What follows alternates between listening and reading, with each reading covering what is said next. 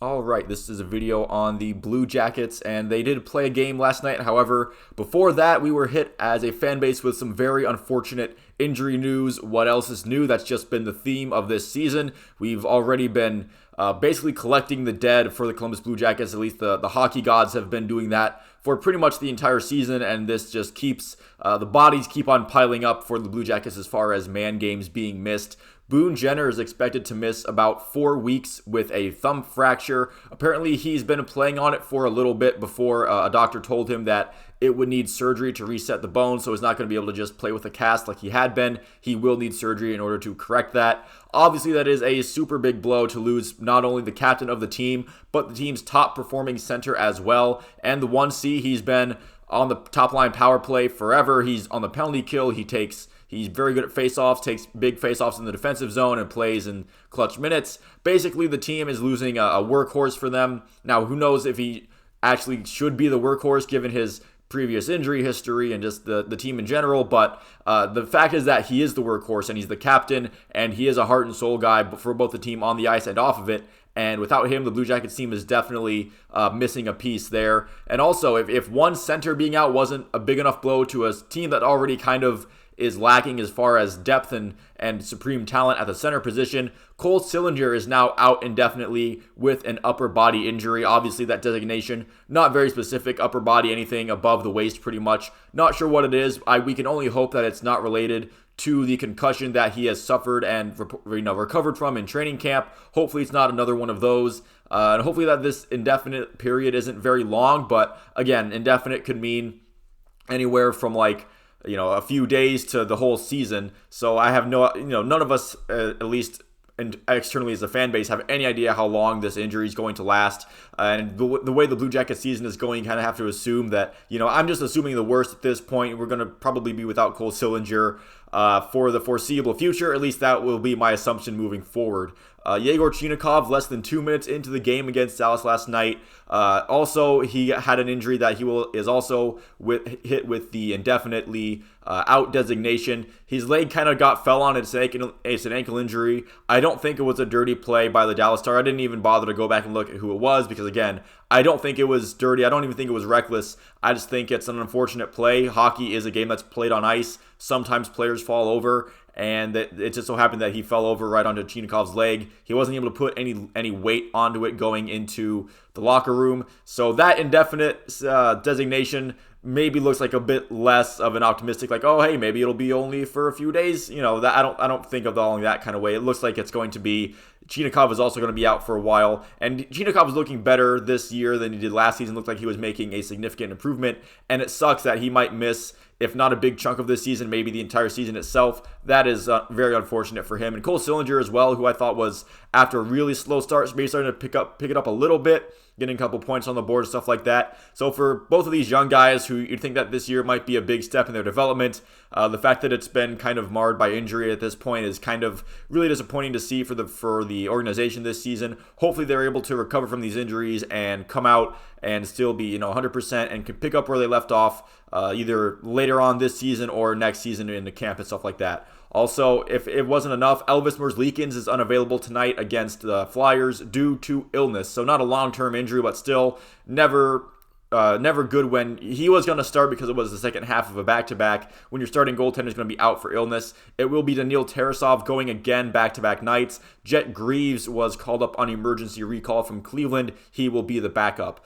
One positive note on the injury side, if there is a silver lining, Adam Boqvist has been skating with the club. I believe I saw a Brad Larson quote that said, he's been pretty healthy for a bit now. It's just about getting him back into hockey shape. So hopefully Adam Boqvist can make a return to the lineup sooner rather than later. The defense has been also decimated by injury, so any return for anybody to that blue line would definitely be a welcome improvement. Okay, so with that depressing news out of the way, let's get to the also kind of depressing game, although I do feel like there were a lot of positives to pull out of this. Blue Jackets lost to the Stars at home. They lose 2-1, but I do feel like, again, there were some positives out of this. So with the injuries to center, including Boone Jenner and Cole Sillinger, like we just talked about, Kent Johnson getting the shot at the top line first center in between both Gaudreau and Laine. They are back together on the top line. I do really like this move. I've wanted to see Kent Johnson get more consistent minutes at center for a while now. He's been at center periodically, kind of in garbage time minutes or something, but he's never really gotten a full game's worth of minutes at the center position. Faceoffs, I think there are going to be an adjustment for him. His faceoff numbers don't look they look kind of putrid right now, but I feel like in general, besides that, his play was pretty good. He had a really nice spinorama pass to Johnny Gaudreau to get him a nice chance, and he did end up getting the Blue Jackets' only goal very late in the game off of the backhand on a rebound. So hopefully he continues to kind of gel in that position and get some more experience, get some more minutes and grow in that way. Daniil Tarasov in net was terrific yet again against Dallas. Maybe a couple shaky moments in the first period. There was one shot that kind of leaked through him and he barely kicked it away from the net, and also there was kind of almost a 10 to the goal kind of moment for him where he went out to maybe play the puck when he probably shouldn't have. But besides that, I felt like he played great overall. The goal given up in the early second period was pretty much kind of a rebound chance. That was a gimme. It was a nice rebound play there by Johnston for the Stars. I don't put that goal on Tarasov at all. And the other goal that the Stars scored was an empty netter, so it didn't go against Tarasov at all. I believe he stopped 32 out of 33 shots, and that's an amazing stat line for the defense that the Blue Jackets play on a usual night-to-night basis. It was just too bad that Jake Ottinger was also his usual solid self. I thought that the Blue Jackets, despite all the injury stuff and obviously the injury stuff before the game, and then Chinakhov going down mid-game, they're playing with 11 players for most of the entire hockey game. They looked really good against Dallas. I thought they were getting some chances on net. Kirill Marchenko looked good on the second line after Chinakhov went down, but Marchenko did see himself kind of stapled onto the bench for most of the final 40 minutes. I believe I saw that he only got 5 shifts total in the second and third periods.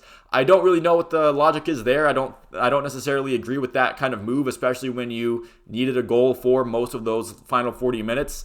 But I thought in the first period, both teams could be proud after the way they played. I thought the Blue Jackets, again, I thought they had a solid game pretty much throughout the entire match, but it was clear that once the second period started that the Dallas Stars were just a little bit better. They had a little bit more firepower. But again, the Blue Jackets, they never really stopped trying. They never looked too out of it. Just couldn't really get one to go past Ottinger until it was a little bit too little too late. Josh Dunn also got into the lineup. He looked all right. Liam Foudy, though, I feel like he's just going to be stuck in no man's land forever. He's either in some weird fourth line winger role, doesn't get too much special teams play, or he's in the press box. I feel like the Blue Jackets, they're kind of in this weird situation where they don't want to expose him to waivers because they do feel like he'll be claimed by a team because of his draft status, and he did have some good nice moments in the bubble a couple of years ago. But at this point for the Blue Jackets, you're not really using Liam Foudy either. He's in this really weird holding pattern that I think is kind of ruining his development a little bit. The taxi squad in the COVID year definitely didn't help him all that much, as it seemed like. And now he's in this weird place where he has to be exposed to waivers, and the Jackets are worried that another team will claim him. But Liam Foudy hasn't really played up in the lineup at all or anything, so he's kind of, if he's even in the game at all, he never really gets big minutes or anything like that. So Liam Foudy's just kind of been there for the Blue Jackets. It's this first round pick that's just kind of been stuck in no man's land and just kind of drifting in the sea of Blue Jackets. Other prospects kind of playing over him and stuff like that. It's just been weird for Liam Foudy so far. But again, I feel like this game for the Blue Jackets, while again they did take the L in regulation and they didn't get it past Dallas. Dallas is a great team so far. They have, Jason Robertson's been amazing for them. Jake Ottinger's obviously a terrific goalie. He was solid when he had to be. I feel like the Jackets put up a decent effort. You saw Kent Johnson having some nice play at center, and Daniil Tarasov looks more and more like the real deal the more we see of him in an NHL uniform. Hopefully, if maybe they can move Korpisalo at the trade deadline. I don't think anyone's taking on Elvis's contract, but if Korpisalo does get moved at the trade deadline, I do feel like Daniil Tarasov can fit right into the NHL lineup as soon as possible.